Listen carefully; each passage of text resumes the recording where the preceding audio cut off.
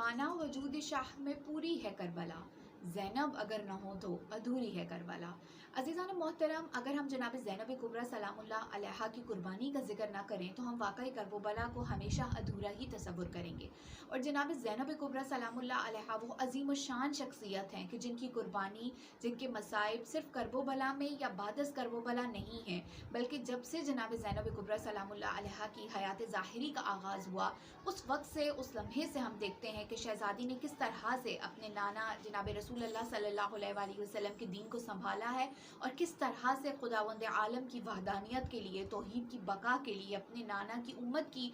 बका के लिए और बचाव के लिए अपने किरदार को अदा करती रही हैं। वाक़या फ़िदक को हम देखें तो उस वक्त जनाब ज़ैनब कुब्रा सलामुल्लाह अलैहा फ़कत 5 बरस की मासूमा हैं, लेकिन जब हम वाक़या फ़िदक के रावियों को देखते हैं तो उसमें से एक रावी हमें जनाब ज़ैनब कुब्रा सलामुल्लाह अलैहा मिलती हैं। यानी 5 बरस की ये वो आलिमा गैर मुअल्लिमा हैं कि जिनको अपनी वालिदा का खुतबा फ़िदक मुकम्मल याद है। और इसके बाद के भी जो मसाइब हैं, जैसे अमीरुल मोमिनीन की शहादत है, जनाब सैयदा की शहादत है, इमाम हसन मुश्तबा अलैहिस्सलाम की शहादत है और फिर इमाम हुसैन अलैहिस्सलाम की शहादत अज़ीम और वाक़या करबला। तो ये तमाम तर वो वाक़यात हैं जो जनाब ज़ैनब कुब्रा सलामुल्लाह अलैहा के दीन इस्लाम की खातिर दी जाने वाली कुर्बानियों को बयान करते हुए नज़र आते हैं। लेकिन करबला में एक लम्हा ऐसा आया है कि जहाँ जनाब ज़ैनब कुब्रा सलामुल्लाह अलैहा ने अपनी जानिब से एक कुर्बानी को पेश किया है, और वो कुर्बानी किसकी है? वो जनाब ओनो मोहम्मद की कुर्बानी है। जनाब ज़ैनब कुब्रा सलामुल्लाह अलैहा के बारे में रवायात ये कहती हैं कि बीबी ने सारी रात शब आशूर अपने दोनों फ़र्जंद को तैयार किया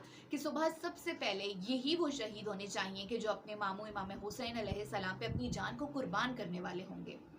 लेकिन जब ये दोनों शहजादे मौला हुसैन अलैहिस्सलाम के पास इजाज़त तलब करने के लिए आए हैं तो आका हुसैन अलैहिस्सलाम इनको इजाज़त नहीं दे रहे। अब जब जनाब ज़ैनब कुब्रा सलामुल्लाह अलैहा ने ये वाक़या देखा कि मौला हुसैन अलैहिस्सलाम किसी तौर भी दोनों शहजादों को जंग में जाने की इजाज़त नहीं दे रहे, तो एक रवायत के मुताबिक जनाब ज़ैनब कुब्रा सलामुल्लाह अलैहा ने जनाब ओनो मोहम्मद के दोनों हाथों को पकड़ा है और ख़ुद इमाम हुसैन अलैहिस्सलाम की बारगाह में तशरीफ़ लाई हैं। और क्या बयान करती हैं? शहज़ादी फरमाती हैं कि मेरे जद हज़रत इब्राहीम अलैहिस्सलाम जो कि खलील खुदा थे, उन्होंने खुदा की बारगाह में कुर्बानी को पेश किया था अपने फ़र्जंद हज़रत इस्माईल अलैहिस्सलाम के तौर पे, लेकिन खुदा ने उनकी जगह जनाब इस्माईल की जगह एक गोसफन की कुर्बानी को कबूल किया। तो इब्राहीम अलैहिस्सलाम ने उस कुर्बानी को भी पेश कर दिया और खुदा की रज़ा पे राज़ी रहे हैं। शहज़ादी फरमाती हैं कि ए मेरे भाई, मेरी जानिब से जनाब ओनो मोहम्मद को बतौर कुर्बानी कबूल करें। और फिर जनाब ज़ैनब कुब्रा सलामुल्लाह अलैहा ने एक लाजवाल जुमला इरशाद फरमाया है।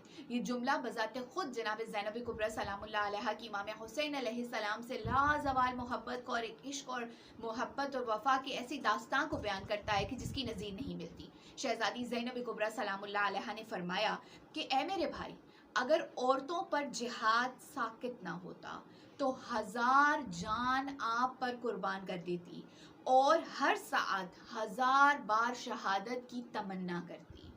यानी जनाब ज़ैनब कुब्रा सलामुल्लाह अलैहा ने इन अल्फाज के ज़रिए अपने भाई पर अपनी जान को कुर्बान करने का जो एक शौक़ है, जो एक जज्बा है, जो एक अक़ीदत है, जो मोहब्बत है, उसको बयान किया है कि अगर औरतों के लिए मुमकिन होता कि वो जिहाद कर सकें और अपनी जान को कुर्बान कर सकें तो मैं 1000 मरतबा अपनी जान को आपके ऊपर कुर्बान कर देती और हर मरतबा 1000 सात में यही तमन्ना करती कि मुझे दोबारा से आप पर शहीद होने का मौका मिल जाए।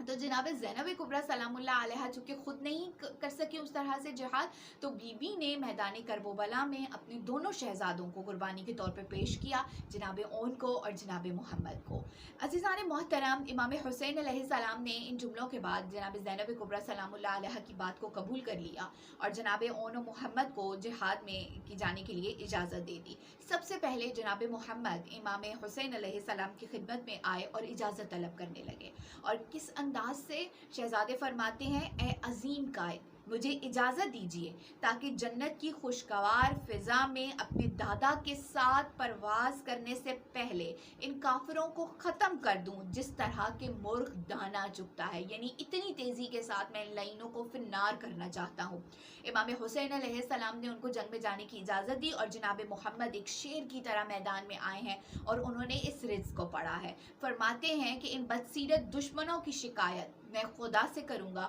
اور ان سے جنگ کروں گا جنہوں نے قرآنی تعلیمات کو ترک کر دیا ہے اور اس کی واضح اور آشکار آیتوں سے جو ہے وہ منہ موڑ لیا ہے اور غرور اور تکبر اور بغاوت کے ساتھ اپنے کفر کا اظہار کیا ہے۔ جناب محمد نے بڑی شجاعت کے ساتھ دشمنوں سے جنگ کی،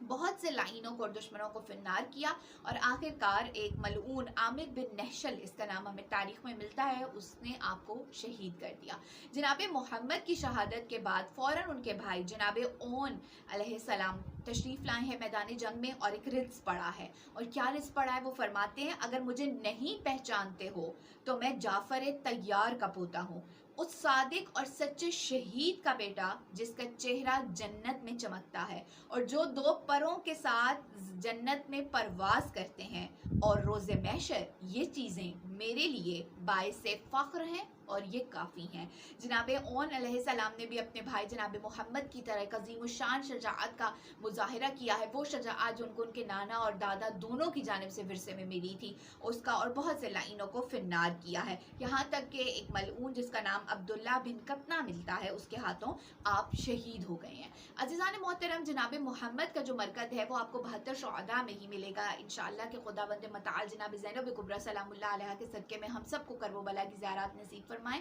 تو جب آپ جائیں گے تو جناب محمد کا جو مرکز ہے، جو ان کی قبر اطہر ہے،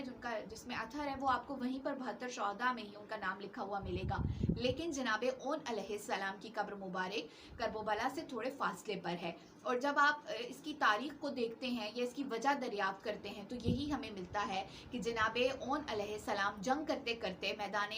جنگ میں، چونکہ وہ بہت تیزی کے ساتھ دشمنوں پر حملہ کر رہے تھے، تو وہ قافلوں سے اور خیام حسینی علیہ السلام سے بہت دور نکل آئے تھے، اور جب مولا حسین علیہ السلام کو ان کی شہادت کی خبر ملی، آقا ان کے پاس تشریف لے کر گئے، اور جب واپس آقا ان کے جسم اطہر کو لانے لگے تو جناب زینب کبریٰ سلام اللہ علیہا نے منع کیا تھا اپنے بھائی کو، اور یہ فرمایا تھا کہ جتنی دیر آپ جناب اون کے لاشے کو لانے کے لیے جائیں گے اتنی دیر آپ میری آنکھوں کے سامنے رہیں تاکہ میں آپ کی زیارت کر سکوں۔ یہی وجہ ہے کہ جناب اون علیہ السلام کا مرکز ایک الگ جگہ پر ہے اور بہت ہی عظیم الشان وہ مرکز ہے، خداوند متعال ہم سب کو اس کی بارہا زیارت نصیب فرمائے۔ تو جناب زینب کبریٰ سلام اللہ علیہا کے شہزادوں نے اس طرح سے اپنے آپ کو جو ہے وہ اپنے امام حسین علیہ السلام پہ قربان کر دیا ہے۔ زیارت ناہیہ میں حضرت امام زمان علیہ السلام نے ان دونوں شہزادوں پہ درود و سلام بھیجا ہے، جو کہ اس بات کو ظاہر کرتا ہے کہ ان کی شہادت کس طرح ایک عظیم شہادت ہے اور ایک مقبول شہادت ہے۔ ہمارے لاکھوں سلام ہو جناب زینب کبریٰ سلام اللہ علیہا اور ان کی پاک و پاکیزہ آل پر۔ اللہم صلی علی محمد و آل محمد وعجل فرجہم وفرجنا منہ۔